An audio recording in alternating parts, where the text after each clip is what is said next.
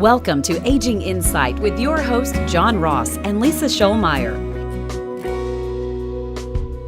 This program is made possible by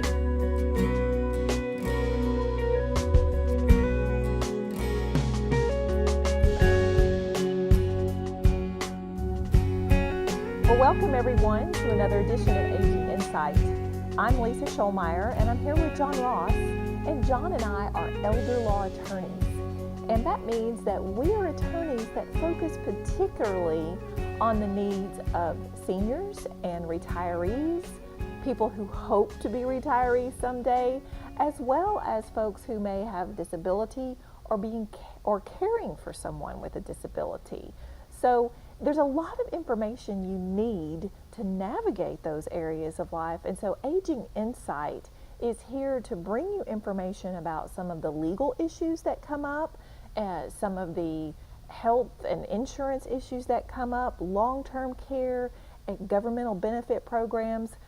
It's just a lot of information, and we hope that you get something out of Aging Insight. Yeah, Lisa and I, we give speeches all the time. In fact, one of us is speaking somewhere almost every day of the week these days. I would say that, yes. And so all of the attorneys in our firm, we speak a lot because we believe in getting this information out to the public. And part of the reason is because so much of it is just unknown.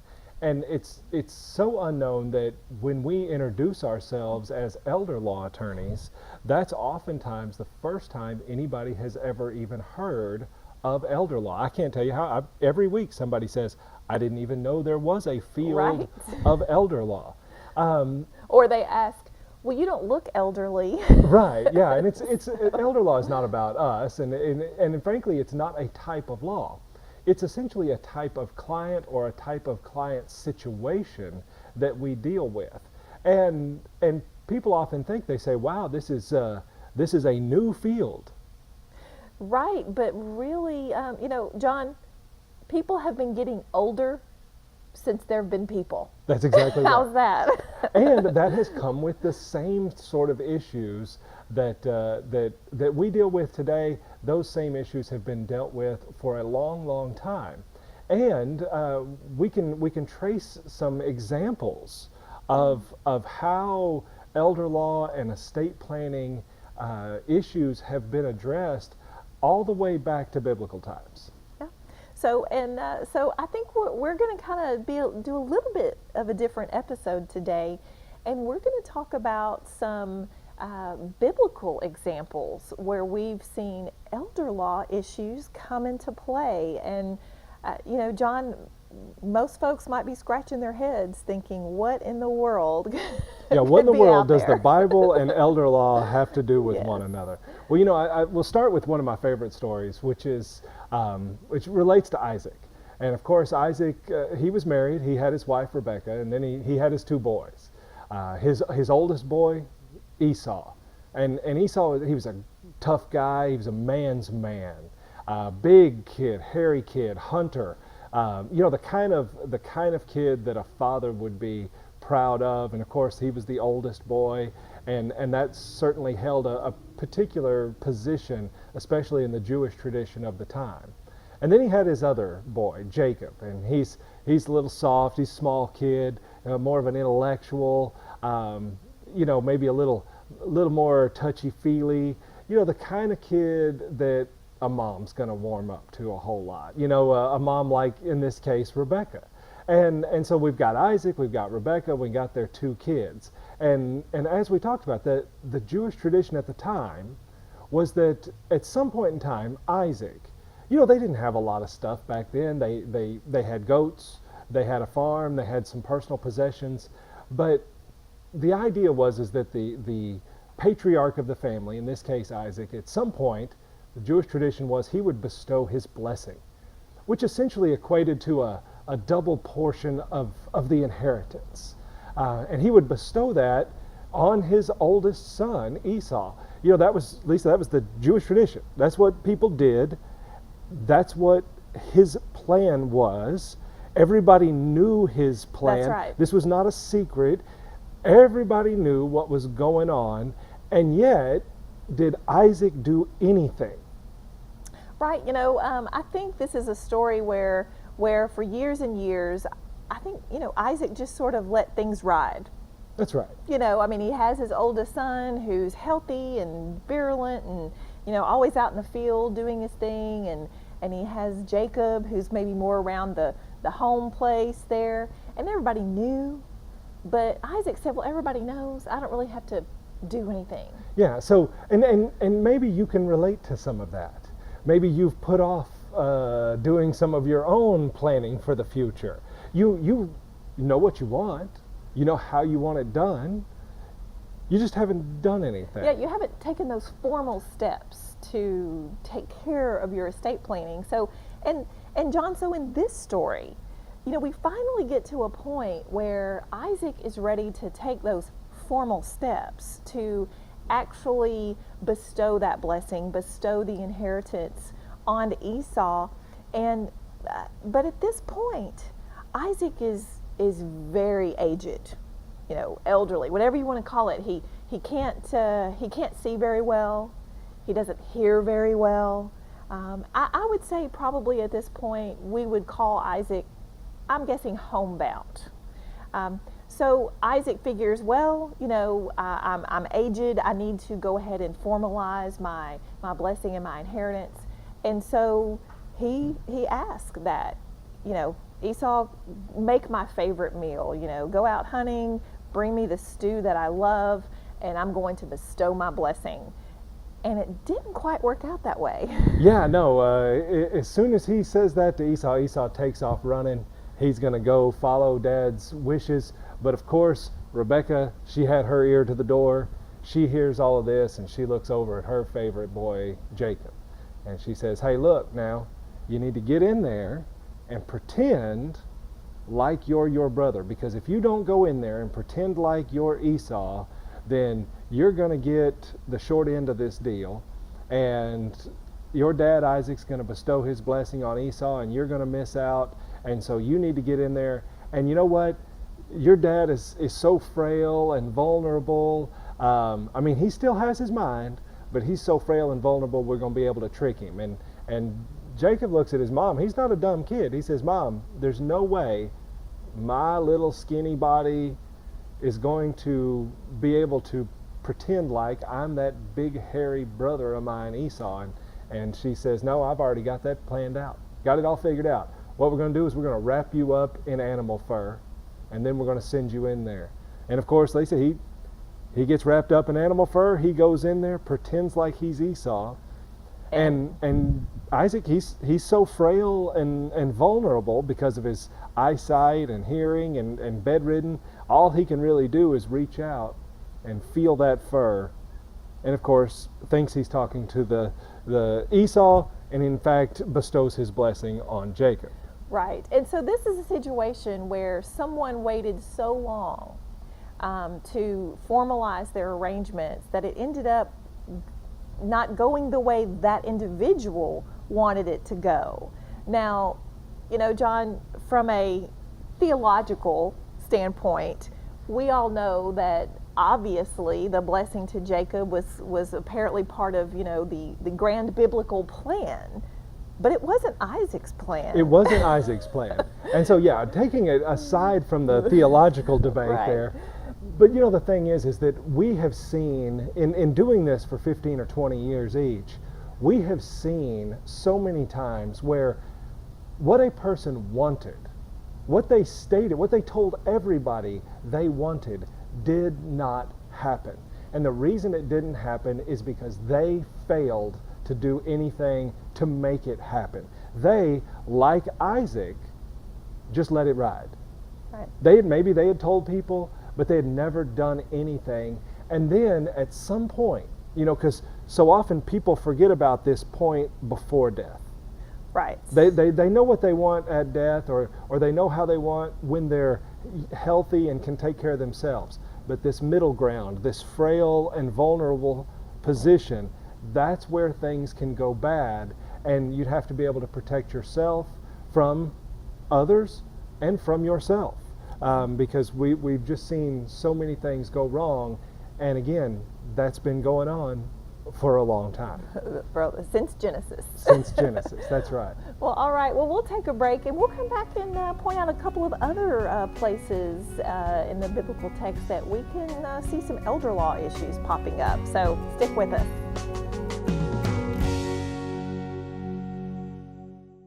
I'm so glad we found a Wadley Senior Clinic. Their team specializes in caring for older adults, and their doctors listen and work with me to keep me healthy and independent. With monthly educational programs, x-ray and lab, and state-of-the-art exam rooms, I get expert care and understanding about what I'm going through. Best yet, they're easy to get to right off the interstate at Jefferson. See what Wadley Senior Clinic can do for you. Wadley Senior Clinic, where healthy relationships begin.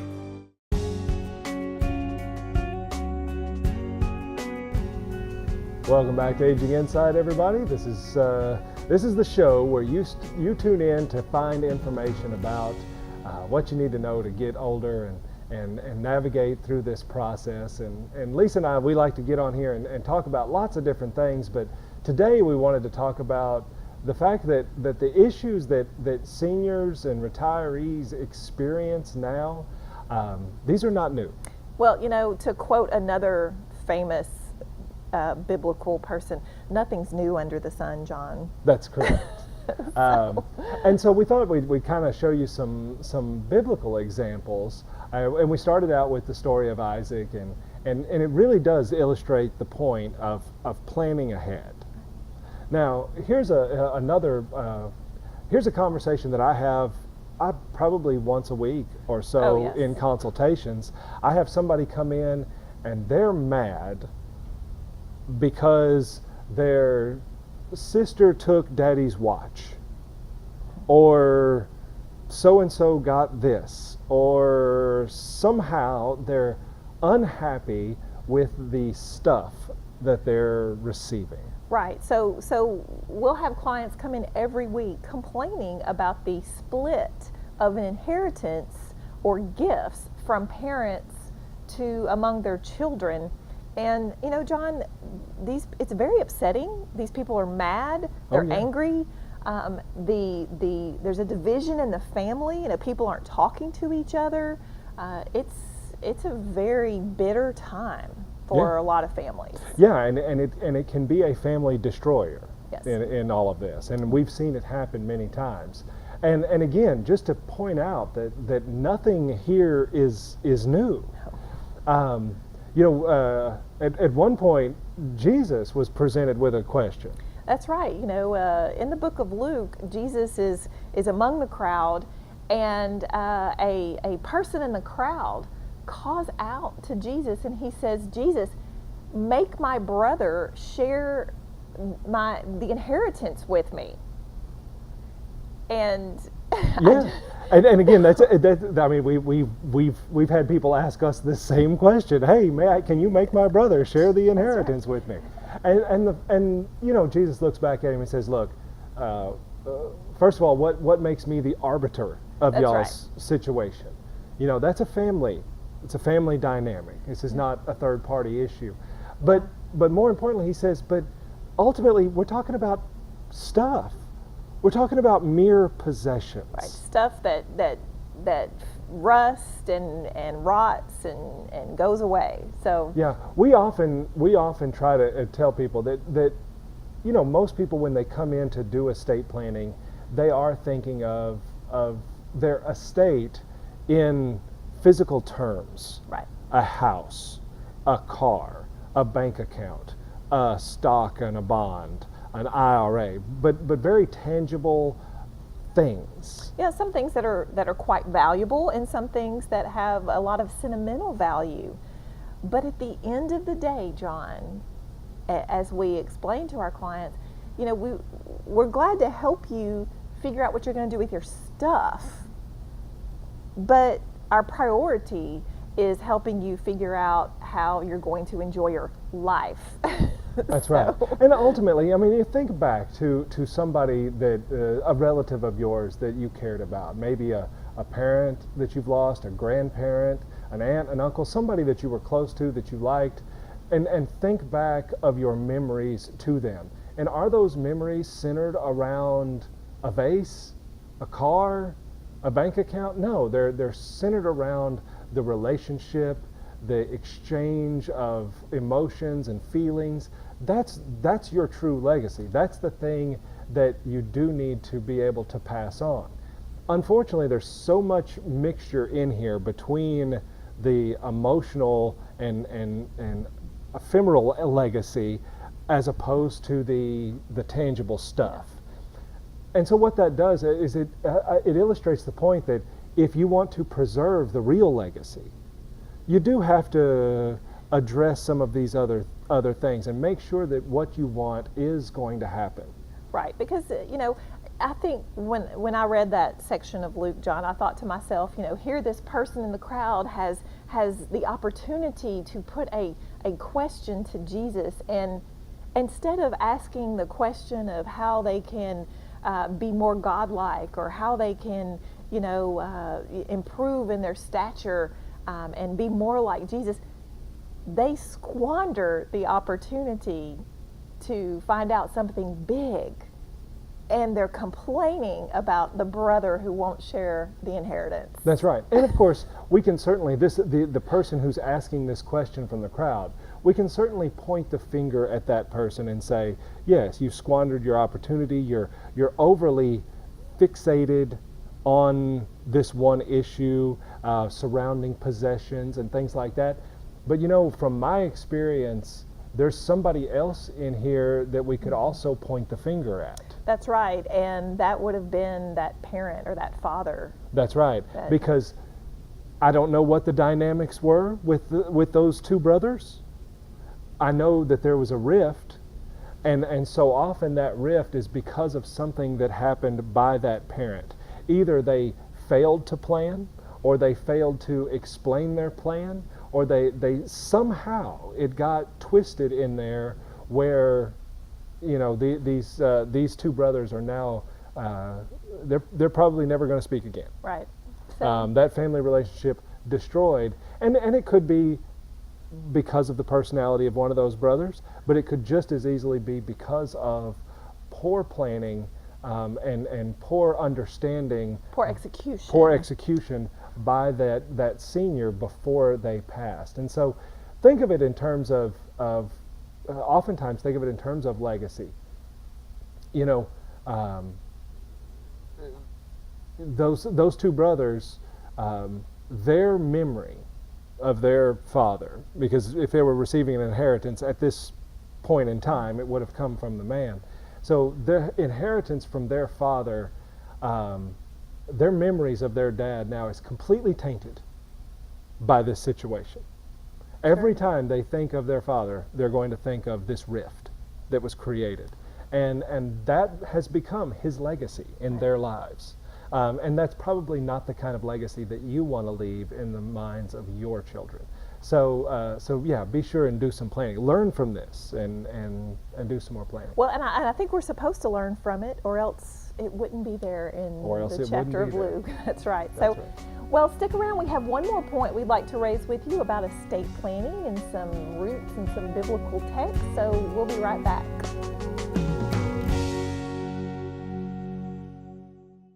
The Wadley Senior Clinic has been such a blessing for our family. Because they specialize in geriatric care, they take the time to really focus on Dad's needs. Their exam rooms are specially designed for seniors, and they offer lab and x-ray on site. With monthly educational programs on health and wellness of the mind and body, our healthcare questions get answered. Best of all, they accept Dad's Medicare benefits. See what the Wadley Senior Clinic can do for you. Wadley Senior Clinic, where healthy relationships begin.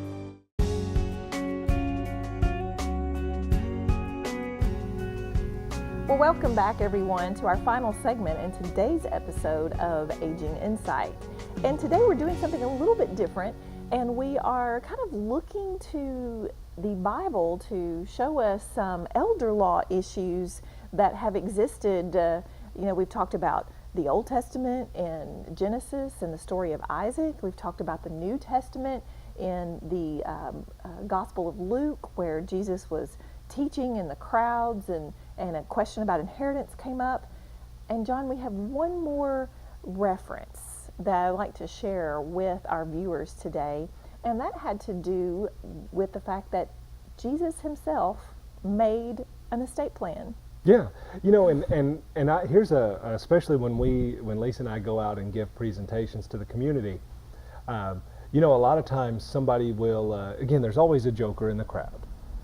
And there's usually somebody that'll say, well, you know, I wish I had enough that I had to worry about it. Right. You know, I don't have enough to have to plan for. Yeah, nobody's going to fight over my stuff. I don't have nothing to anything at all. Well, you know, when you talk about Jesus's estate, what did he have? Yeah. Well, you know, when he was crucified on the cross, his robe and his cloak and his clothes, they were divided out. I believe the Roman soldiers, That's you know, took dibs on his clothing. That's right. And he had no money of his own, you know. So at that point in time, I can't think of the more very definition of someone who had no stuff to plan about. That's right. But he did have something that was very important, and that was his mother. You know, Mary, Jesus knew that she needed to be taken care of. Right. He was going to be gone, and he was going to leave behind somebody else that needed to be seen after and needed to be tended to. You know, and here it is, at least at this point, John, you know, Jesus is the oldest son of Mary. You know, it was the first child that Mary birthed, and so under Jewish law, he had very particular obligations to Mary. And it appears that Joseph, Mary's husband, must have already been deceased. He's not mentioned.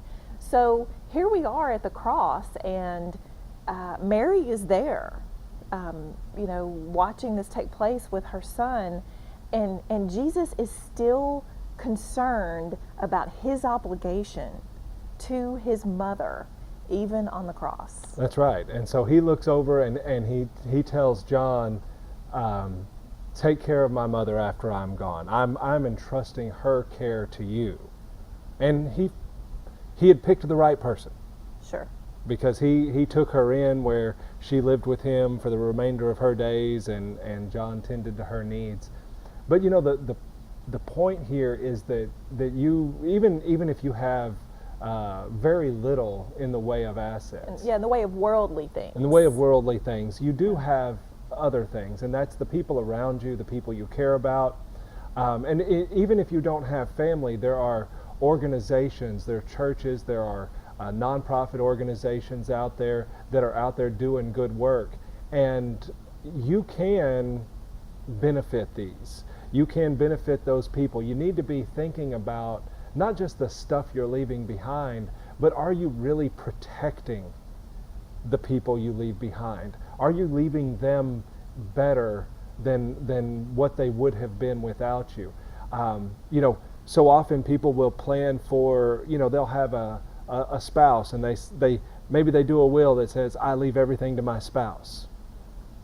But what happens if when they die, the spouse that they leave behind has Alzheimer's?